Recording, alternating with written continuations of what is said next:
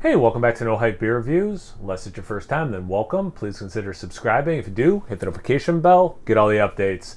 We're set for today's video, so it's Friday, and Fridays, right? Guys, sometimes I do Fidens Fridays. Sorry, hashtag Fidens Friday.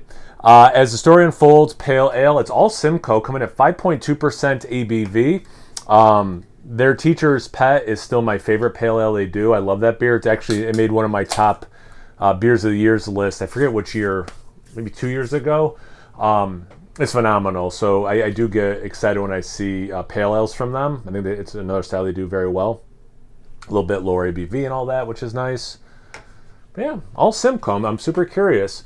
We got about a finger and a half ahead. It's that, gray, white kind of a color. Pretty compact bubbles. The beer itself has that nice burnt orange, and yellow mix. Very hazy. Definitely looks like what they're going for. Let's see about the aroma. It's a great mix of citrus and not just orange, but I do get orange. I get a little bit of lemon and grapefruit as well. You get some of that cattiness that I get with Simcoe for sure. Decent floral note, and that grapefruit is creeping up a little bit more than I initially got. Almost like a chamomile kind of a thing.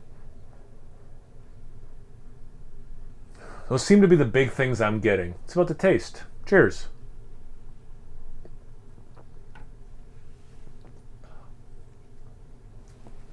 Definitely drinks like a pale ale, and I mean that as a good thing. That's a compliment. Great level of bitterness. It's a little thinner like it should be, but it does still have some body, has some heft to it. I don't taste any of the alcohol, and I know 5.2% based on what I usually drink. Of course, I don't taste any alcohol. But yeah, it's got a little bit of that mouthfeel, which is nice. And it just, to me, there's some sweetness, more like unripened fruit than overripened fruit or juice. But yeah, that bitterness it's just exactly how I want in a pale ale. It's exactly where I want it, where it's like pretty bitter, but you do get those fruity elements as well.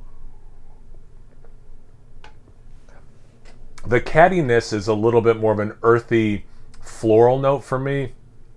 I do get the citrus where it's I'm trying to think of the intensity, like which order to do it in. Man, it seems to be almost a third each. Like they kind of seem tied for me. Maybe a little bit more lemon than the orange and grapefruit, but for me it's pretty darn close. And I just, as someone who loves citrus, it's really hitting.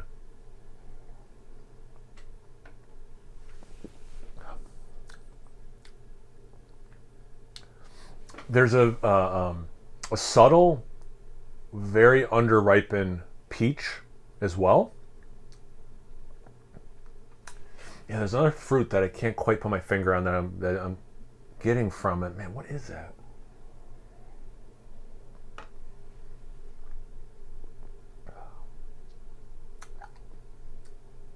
It's not. Oh yeah, it's dried apricot, which makes it sound sweeter than it is in the taste. So it doesn't taste like biting into an apricot. It really reminds me of those dried apricots you get. But if you could take some of the sugar out of it, right? Because when you take that much water out for volume, you get more sugar in it, right? Because you took that water out. So if you could take the water out and the correct amount of sugars out, and just kind of get left with the dried apricot, what a specific odd note.